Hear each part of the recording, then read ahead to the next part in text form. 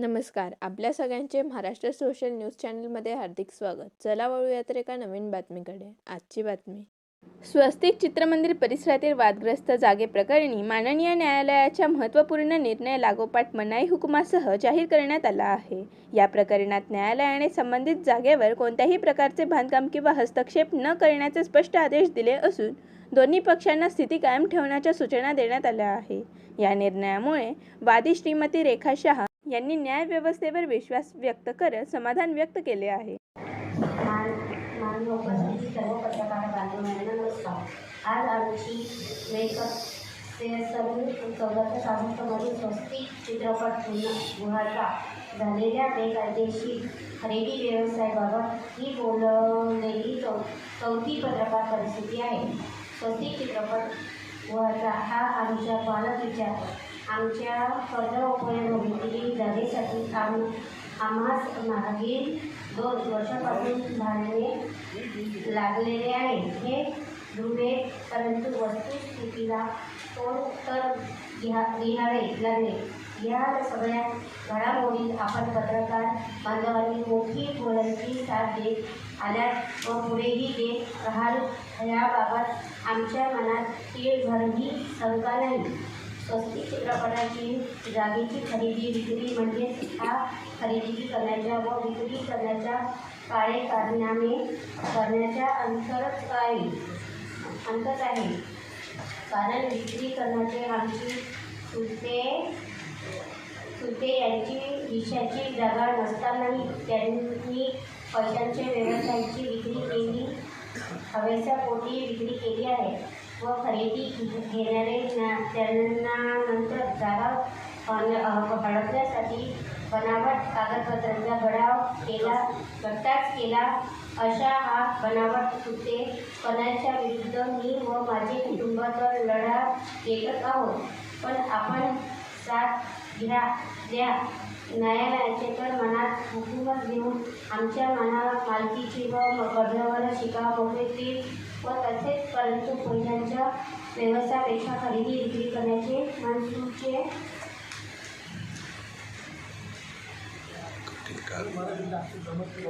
उघडले आहे.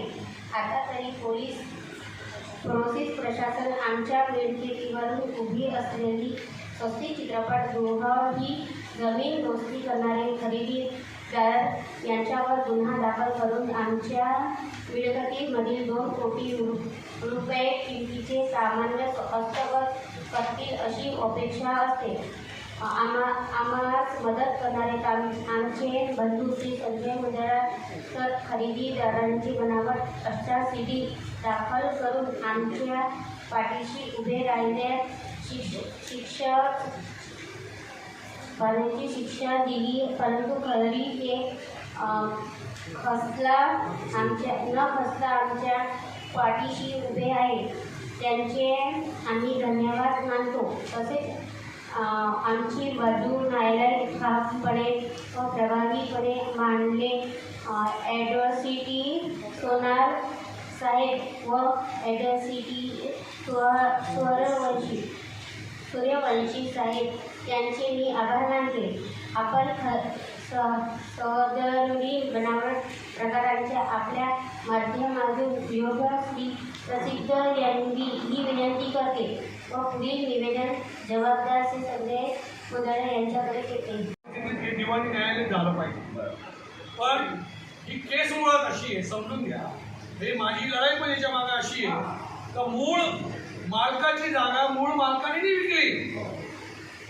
मालकाच्या परिवर्तनात चुलत्यांनी ज्यांना ऑलरेडी त्यांना प्रॉपर्टी येऊन गेल्या त्यांच्या 1954ला यांची वाटणी झाली.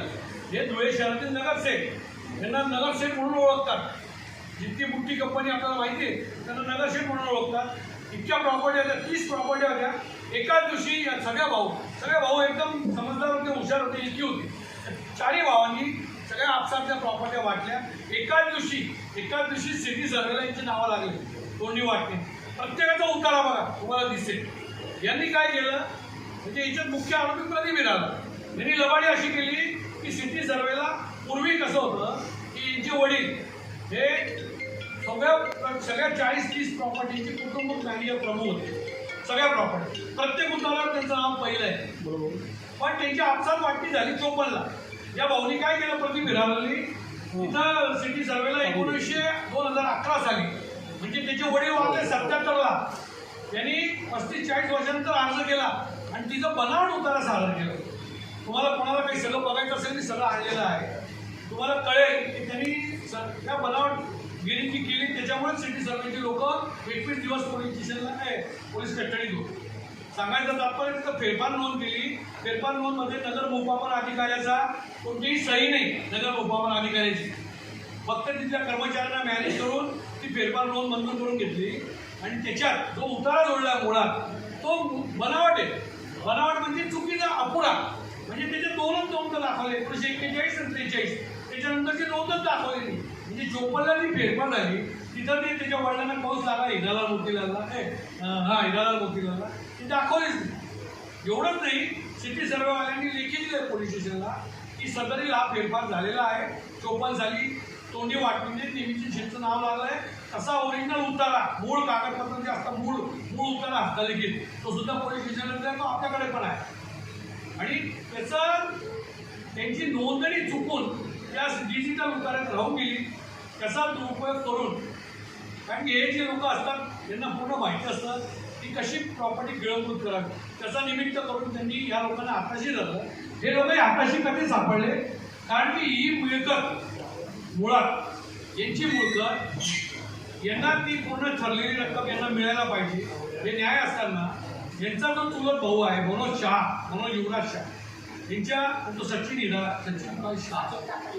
गाव, या लोकांनी सदरील मिळकतीची मूळ रक्कम यांना न देणार आणि यांना फक्त 15% रक्कम देणार आणि 85% ते हडप करणार, असं त्यांना चित्र दिसलं. हे यांना कळालं.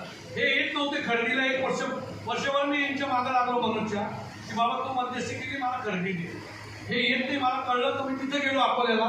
तेव्हा यांच्याकडनं कळालं की सदरूल हा मनुष्य आमच्याकडनं 1,40,00,000 आम्हाला देतोय, बाकीचे सगळे पैसे तो ठेवतो आणि आम्हाला आमचा काही संबंधित नसतं. आमच्या ऑलरेडी सगळ्या प्रॉपर्ट्या यांनी आमच्या आजीला पकडून विकल्या आणि सगळे पैसे खाल्ले.